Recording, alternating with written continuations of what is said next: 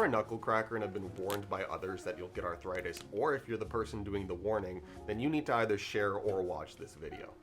Firstly, arthritis, also referred to as osteoarthritis, affects 13% of Canadians. For context, that's just over 5 million. Osteoarthritis is caused by wear down of the cartilage in our joint space. Wear down of the cartilage leads to bone-on-bone grinding, and the bone-on-bone movement leads to pain, degeneration, and in some cases, severe disability. Osteoarthritis is a very serious thing to consider, so if this habit of knuckle cracking, which up to 45% of the human population is thought to partake in, does cause osteoarthritis, it's pretty important that we know that. The most common risk factors for developing osteoarthritis are being of an older age, being of the female sex, being obese, having a history of joint injuries, and repeated joint stress. And it's this repeated joint stress risk factor that people think knuckle cracking falls underneath. So, is it true? Does knuckle cracking lead to higher rates of osteoarthritis? Let's do that thing that I do and dive into the research a little bit. One study examined 215 people who had all had hand radiographs or x-rays taken 5 years prior. The patients self-reported their own knuckle cracking habits, and there was no observed difference in the rate of osteoarthritis between those who were habitual knuckle crackers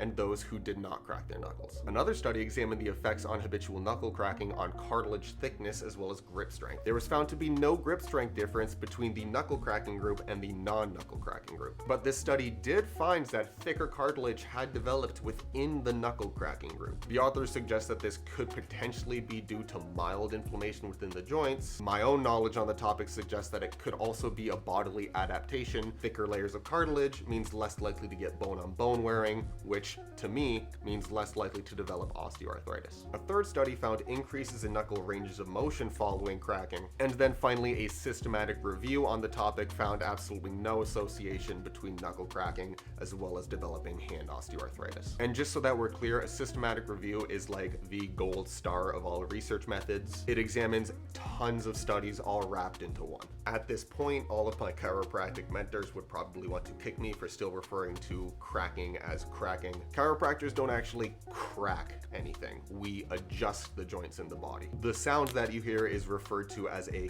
cavitation. So when you crack your knuckles, you're actually cavitating them. You're adjusting your knuckles. The cavitation sound occurs when a joint is gapped or slightly pulled apart, giving built-up air a chance to escape. It's a gas. It's kind of comparable to opening up a can of pop that reseals itself every now and again. One final case study to notice was of a man named Dr. Donald Unger. In my opinion, this guy is an absolute legend. As a young boy, he was consistently told by the authorities in his life, and by authorities I mean mother, aunts, and eventually mother-in-law, that cracking his knuckles would lead to arthritis. Like any logical 10-year-old boy determined to prove his parents wrong, he decided to conduct a 50-year-long personal study on the matter. You could say that he took it into his own hands. Oh, brother, this guy stinks! Get it? Because our knuckles are on our hands, and yeah, okay. For 50 years, Donald cracked all of the knuckles on his left hand twice a day while leaving the knuckles on his right hand alone. That's an estimated 36,500 times on one hand,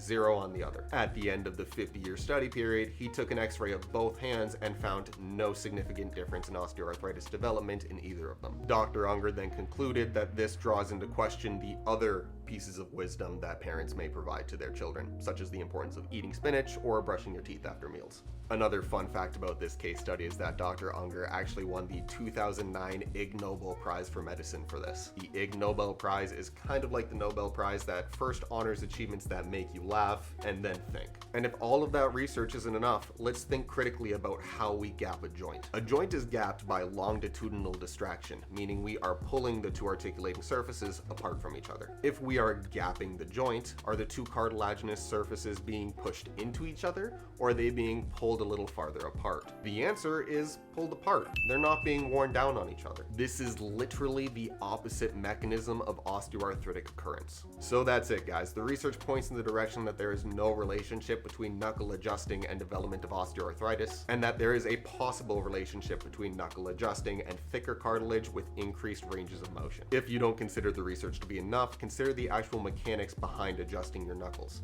You are gapping the joint, not crunching it together. And in the majority of cases, osteoarthritis requires the joint to be jammed together in order to occur. If this video helped to dispel the myth for you, please share it with your friends and family, or if not, you can still subscribe down below. Click here for the most recent upload and click here for the previous one, and have yourself a great day.